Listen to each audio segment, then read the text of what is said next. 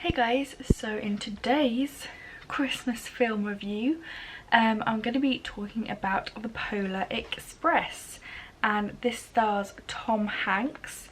This film came out in 2004, but I've never actually seen this film before. This is actually my first time viewing The Polar Express.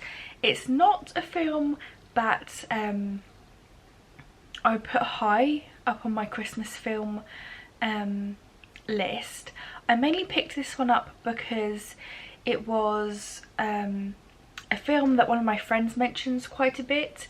A close friend of mine, she really likes this film. She had this, I remember I went around her house at Christmas time a few years ago, and she had this little silver bell, and she was like, oh, like playing around with it, she was like, oh, this is like from, you know, The Polar Express. And I was like, oh, I've never seen that film.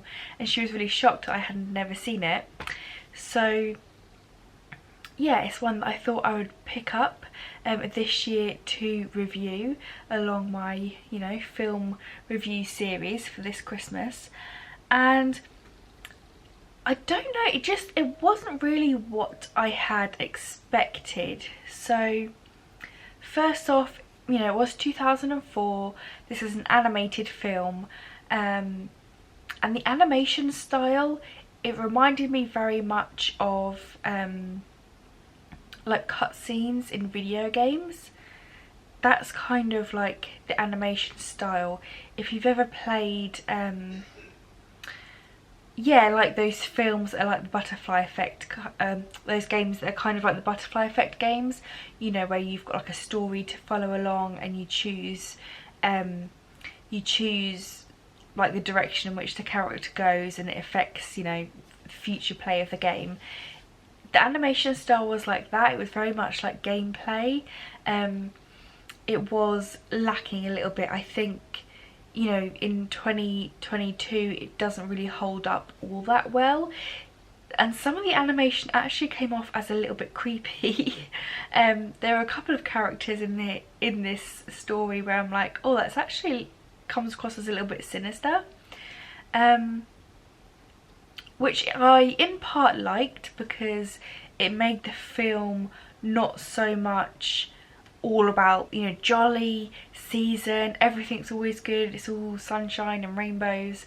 It did have more of a feel of things could go wrong at some point, like there were more consequences in this film. It basically follows this little boy here, and it's just about his journey on his way to the North Pole to meet Santa. And it's basically the old story of, you know, somebody not believing in something and making it real, so he doesn't believe in the magic and all that kind of stuff, and he's like on his journey to believe in Santa Claus and all of, you know, the Christmas feels and that kind of stuff. And he, you know, goes on his journey through this train, so the train picks him up and he goes on this big adventure to the North Pole to meet Santa. And yeah, he meets various characters along the way, he has this big adventure along the way, and yeah, it was interesting. It definitely kept me hooked. I wanted to know what was going to happen. You know, nothing too dire happened. It's you know, rated a U, so it's definitely a film for young kids, even though the animation style might creep the kids out a little bit. There was a few scenes in this where I thought actually this film would have been really cool to see like 3D in a cinema, because it had a few scenes where they were on the train and the train had kind of gone off track and it had gone a bit awry, and you were watching it from the viewpoint that you were actually there. Does that make sense? Like, it could have been like a theme park ride kind of thing. I think they almost themed this film around a possible, you know, theme park ride, because it gave that kind of a feel.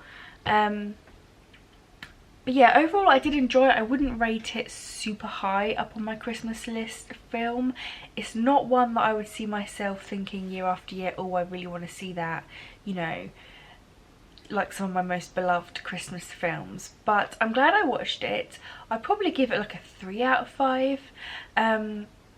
I also picked it up thinking that my son might like this one because he likes trains, but like I said, the animation is a little bit I'm not sure whether he would like it or not.